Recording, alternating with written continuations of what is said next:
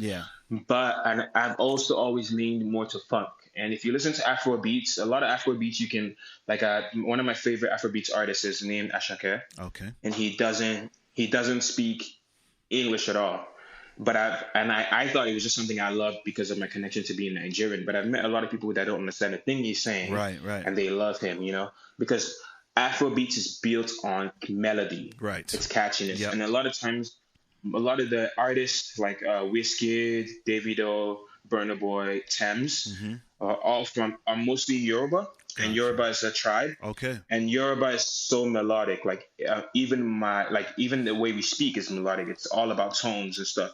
So it's a very strong melody. So I think in music, it's affected me by always making sure that the melody is always really good. And people, I want whenever somebody listens to my music, I want them to be able to leave whatever they're doing, leave the music and walk away, walk to the park, and still have a part of the melody stuck in their head. Mm. And that's pretty much my litmus test into what kind of music I put out. And also, I started discovering a lot of funk music, which some of my music tends to lean on. Yeah. That is also Nigerian, and it also blew my mind because I realized that I come from a heritage of funk and disco too. That's big in Nigeria, but it was never really cultivated. Right.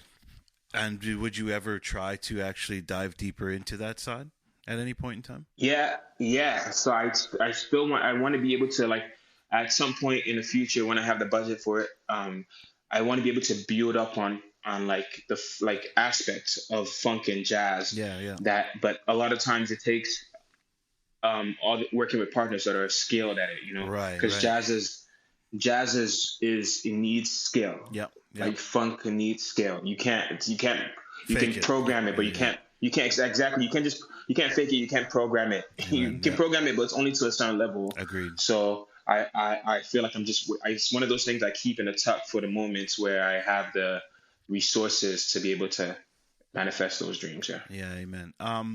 And do you prefer writing in like co-writing sessions, or do you majority of the time write by yourself? So a lot of my songs are written by myself. Yeah. And I write them. It's funny because I also love running, and running was just something where I started picking up as something to because I didn't really. I love running outside, so even in the winter time, I'll run outside. I'll Oh, take a okay. run, and I usually write a lot of my songs while I'm running. Oh.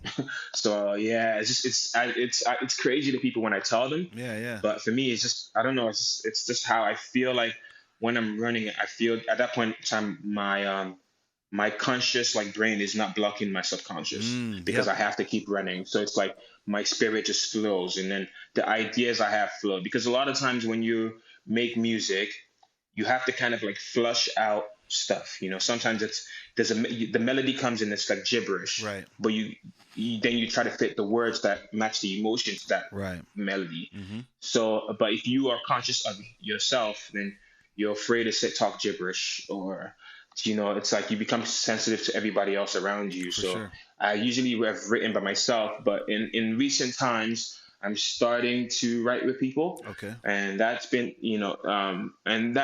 been some success in that in terms of like creating something that I'm proud of. Yeah. But I find a lot of times there's a certain detachment because I'm not doing it as part of my therapy. Okay, right. I think I Yeah. understand what you're saying.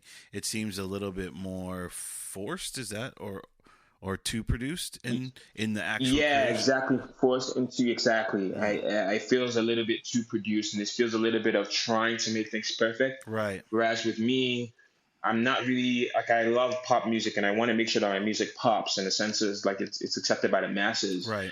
But I feel like I also wanted to have a lot of soul in it Sure. and not be so structured. One of my favorite artists is D'Angelo, Mm. Yeah.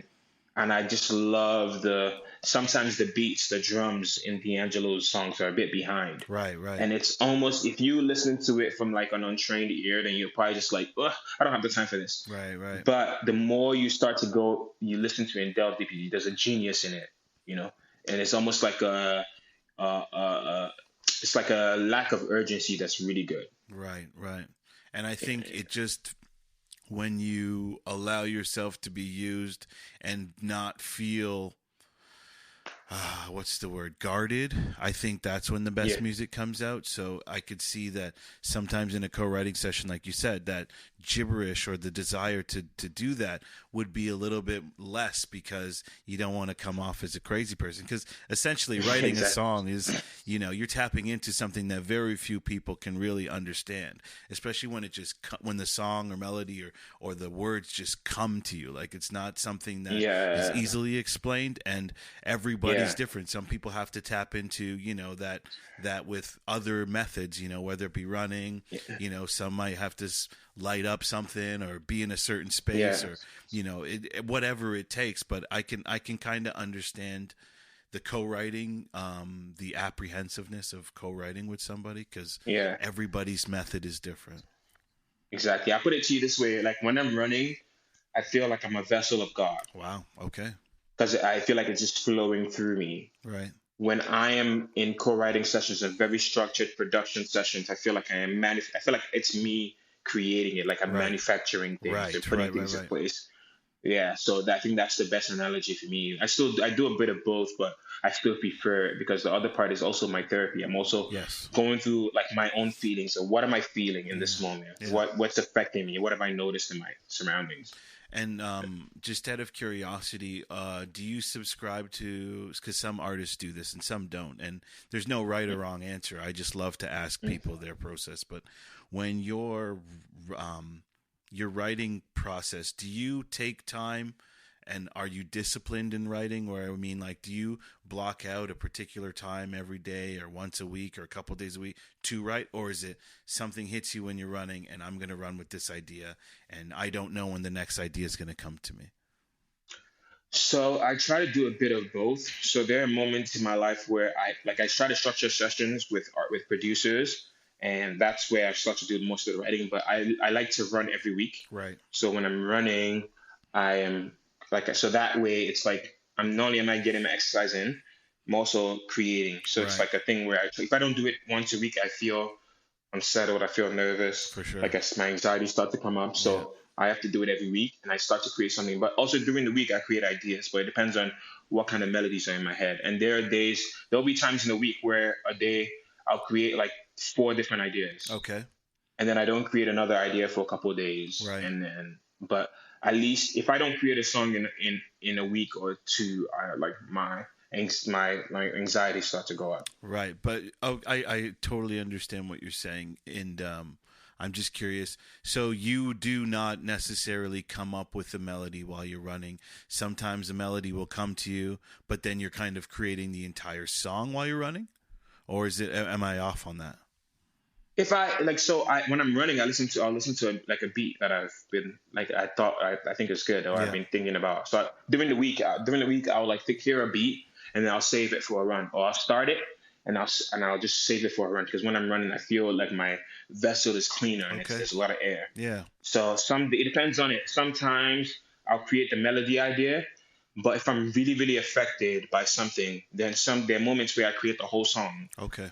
In a run. Yeah. It just depends on where I'm at with it. Like, it depends on like what I'm going through, and just how much of that, it's like a vessel, like how much of my airways are like blocked. Right. If there's any blockages in my spirit.